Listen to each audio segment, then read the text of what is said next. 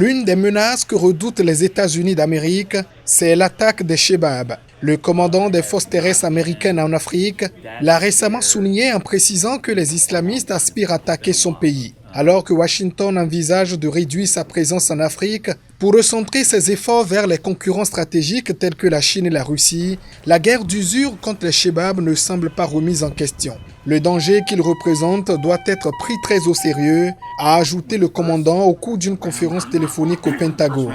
Vendredi encore, le haut gradé américain a annoncé dans un communiqué avoir mené une frappe aux alentours d'une des bases des Chebabs dans le sud, tuant un combattant. C'était la 20e frappe de l'armée américaine contre les Chebabs en Somalie depuis le début de l'année, après 64 en 2019 et 43 en 2018 selon les décomptes du centre de réflexion New America. On estime que les Chebabs comptent actuellement 5 000 à 9 000 combattants et si les États-Unis s'en tiennent à leur logique, à raison d'un ou deux combattants éliminés chaque jour, il leur faudra au moins 13 ans pour en venir à bout. Une nouvelle guerre sans fin.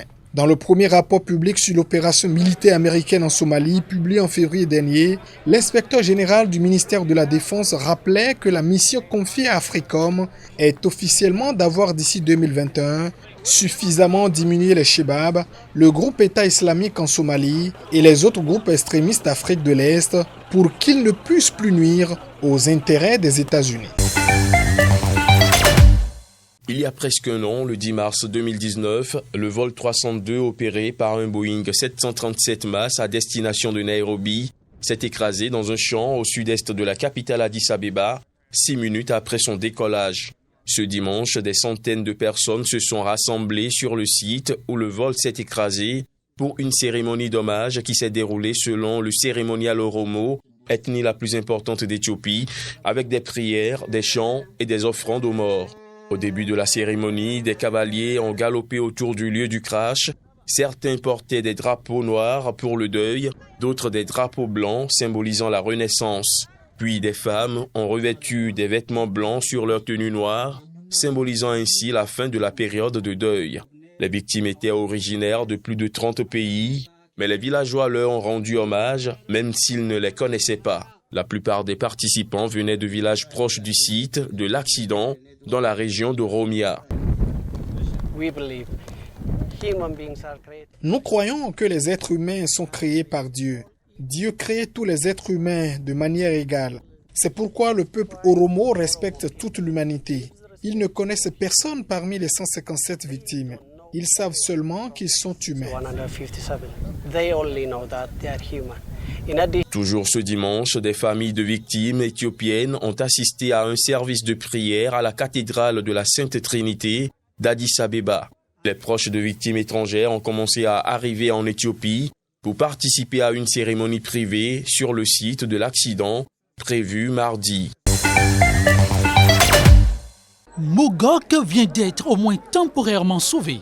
Mais 6 millions de Sud-Soudanais, soit plus de la moitié de la population, sont en situation de crise alimentaire. Quelques 20 000 étant même au bord de la famine. Et ce, au moment où le président Salva Kiir et le chef rebelle, redevenu vice-président Riek Machar, ont réussi à s'accorder sur la formation d'un gouvernement d'union nationale dont la tâche principale sera de mettre fin à 6 ans de guerre civile.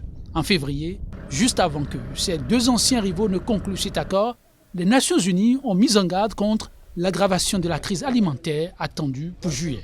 Ceux qui appellent à une réponse humanitaire d'urgence considèrent que la paix et la stabilité sont les meilleures chances d'éviter la répétition de la famine de 2017. Mais nourrir des millions de personnes est coûteux, difficile et dangereux dans un pays où l'accès est aussi malaisé, où les conflits armés persistent et où gouvernements et rebelles sont accusés par l'ONU d'avoir délibérément affamé les habitants. À Mogok, les inondations au plus fort de la saison des semences fin 2019 ont transformé les champs en marécages, dévastant des cultures qui auraient permis de se nourrir pendant 6 mois.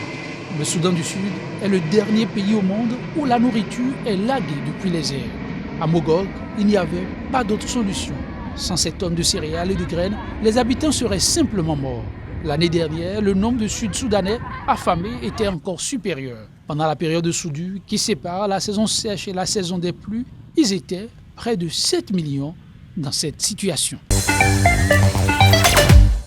Du personnel médical test des employés à l'extérieur du Korea Building à Séoul, où une cinquantaine de personnes ont été testées positives dans un centre d'appel au 11e étage. Les gens travaillant sur les autres étages sont aussi testés. Le bâtiment est le plus gros foyer de la capitale sud-coréenne.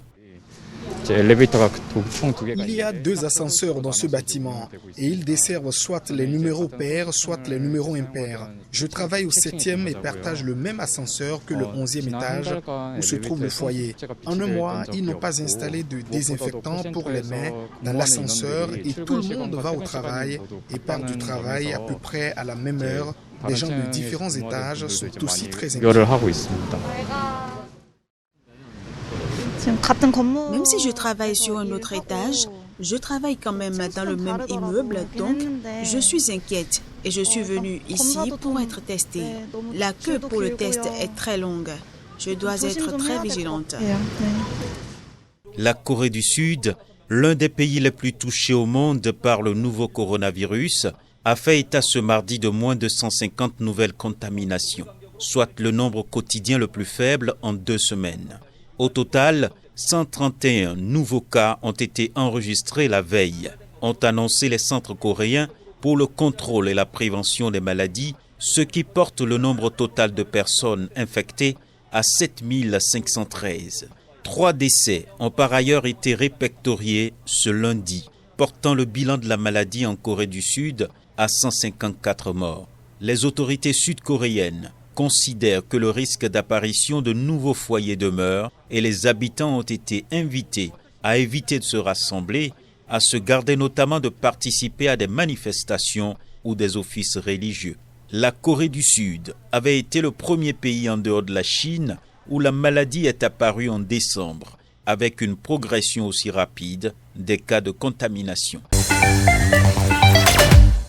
Répondant au Parlement à la proposition d'une députée, l'homme fort de la Russie s'est dit favorable à l'idée de réinitialiser le nombre de ses mandats présidentiels à l'occasion de la réforme de la loi fondamentale pour lui permettre de participer aux élections de 2024. Vladimir Poutine a assuré vouloir que la Cour constitutionnelle autorise d'abord la modification et que les Russes l'approuvent lors du vote populaire prévu le 22 février. Quelques heures après l'intervention de Poutine, le maire de Moscou a interdit les rassemblements de plus de 5000 personnes jusqu'au 10 avril officiellement pour cause de lutte contre l'épidémie de coronavirus.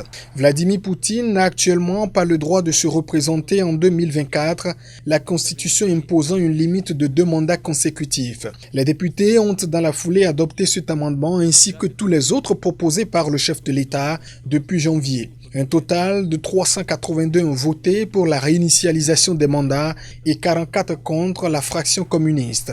Près d'une centaine de personnes se sont rassemblées mardi soir après le vote à Moscou pour protester contre la réforme, tandis que des opposants ont appelé à des actions de protestation vendredi prochain. Si la Cour constitutionnelle donne son aval, ce qui semble probable, Vladimir Poutine, qui fête ses 20 ans aux commandes de la Russie, pourrait en théorie rester 2 mandats supplémentaires, soit jusqu'en 2036. Au total, 10 candidats ont présenté des dossiers de candidature à l'élection présidentielle. Ils ont été soumis à une analyse approfondie sur la base principalement de la Constitution et du Code électoral, a déclaré à Bujumbura le président de la CENI. 6 candidats ont vu leur dossier accepté, a-t-il ajouté. Parmi eux se trouve le général Évariste Ndayishimiye, candidat du parti CNDD-FDD au pouvoir, et Agathon Rwasa, candidat du Conseil national pour la liberté, le principal parti d'opposition. Les candidatures de l'actuel premier vice-président du parti UPRO, dominé par la minorité Tutsi, et du Frodebu, le parti ayant remporté les premières élections démocratiques au Burundi en 1993, ont également été retenues.